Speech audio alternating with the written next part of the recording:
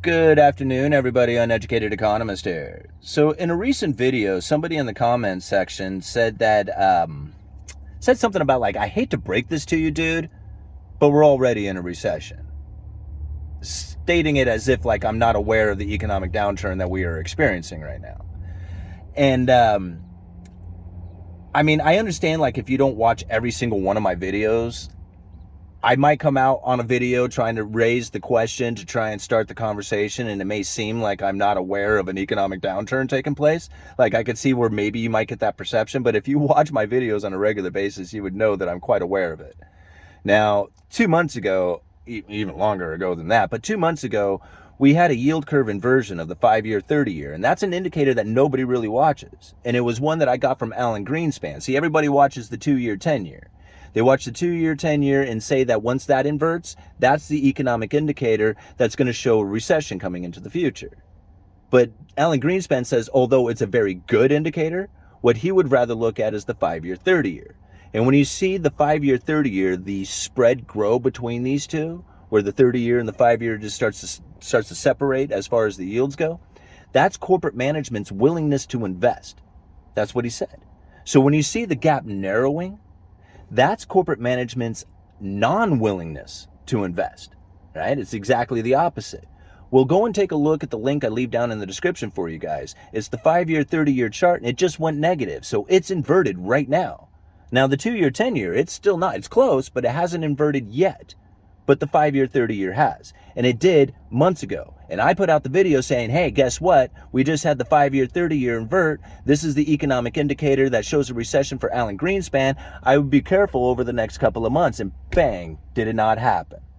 So go and watch the 2-year, 10-year. That's what everybody watches. I was watching the 5-year, 30-year, called out the recession months ago. So if somebody says, hey, man, I hate to break it to you, but we're already in a recession. Well, a recession is 2 quarters of negative growth. You have 1 quarter, then you have to have another quarter. Once you have the second quarter, then you can say it. We're in a recession. By the time you get to say that we are in a recession, you've already been in it for 6 months. So by the time people even figure out, oh my gosh, we're in a recession, they have already been in it for 6 months. They don't even realize it. Now, I made that call months ago. Here we are. You can believe it or not.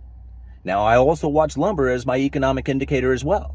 And a lot of people says to me, like, you can't just watch one industry, right? You can't just watch lumber as your economic indicator of how the rest of the economy is going to go. Yes, I can. I'm in the industry. I would know. Like, I know what's going on with lumber. I know the sales. I know why the distribution networks are the way they are. So if somebody says you can't just watch lumber and be able to tell what's going on with the economy, I beg to differ. I think I can, and I do. And right now, we got lumber prices sitting at 2018 prices prior to all the money printing.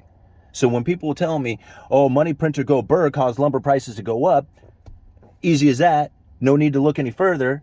And here we are at $538 per thousand, inflation running rampant everywhere else, but not in lumber. Tell me what happened there. Did I not call that lumber was going to fall back down to the 500 per thousand? Did I not say it over and over again, even though we were sitting well over 1,000 per thousand? People called me crazy for that. They said it was never going to be under 1,000 per thousand again. And here we are, 538 per thousand. You know? That's another thing. Somebody asked me, it was like, what does this per thousand mean? I don't understand it. When you price out lumber contracts, it's done in per thousand board feet. Not lineal feet, but board feet. So a board foot is 144 cubic inches, however you want to figure that out. So for example, a 2x4, 8 foot long, has 5.33 board feet in it. Typical contracts have 110,000 board feet in them. So when you hear 538 per thousand, that's $538 per 1,000 board feet of lumber. Hopefully that makes some sense to you guys. But that's really where like the industry is pretty like telling of what's going to happen throughout the rest of the economy. I have said it over and over again. We are going to run into an oversupply. Target, Walmart, go and look at some of the articles. I'll go find them. I'll put them down in the link for you guys. You can see that they're already building up mass inventory that they were not expecting to be holding on to. They had this overwhelming consumer demand, very short available items to order from. They started going into allocations. They started going into over orders. They tried to do anything they could to get these items in because of this overwhelming consumer demand that simply did not exist. It was completely imaginary. And by double ordering or over ordering or just assuming that you're going to be allocated and you put in these extra orders that you really didn't want, the vendors, the distribution network, the manufacturers, they don't know that these are fake orders. They don't understand that what they're looking at is an individual who is in a panic buy because they don't have any items to sell or don't have the items that they need in order to put their product together.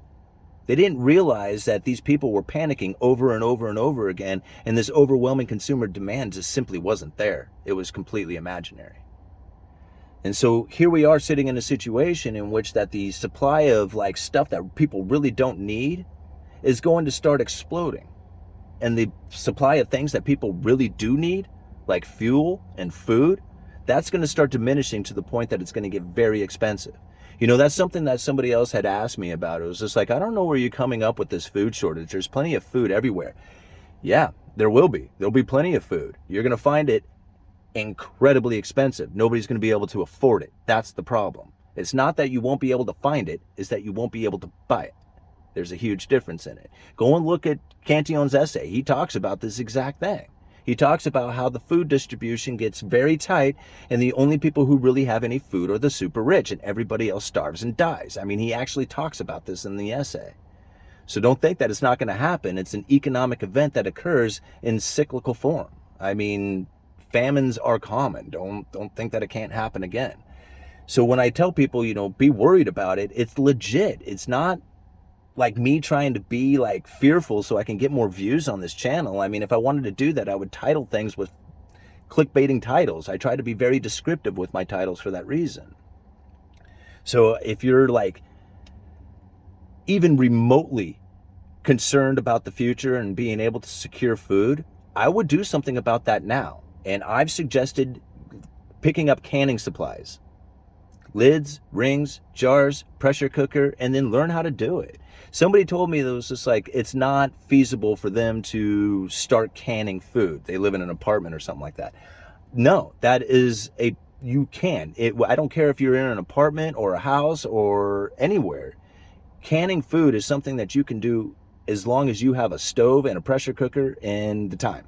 That's it. So to say that it's not feasible or doesn't make sense to pick up canning supplies for future use or just to have on hand for a prepping capabilities if you ever come into like a situation in which that you can't get food or the power is out and you need to preserve your food, you're gonna wish that you had all that stuff.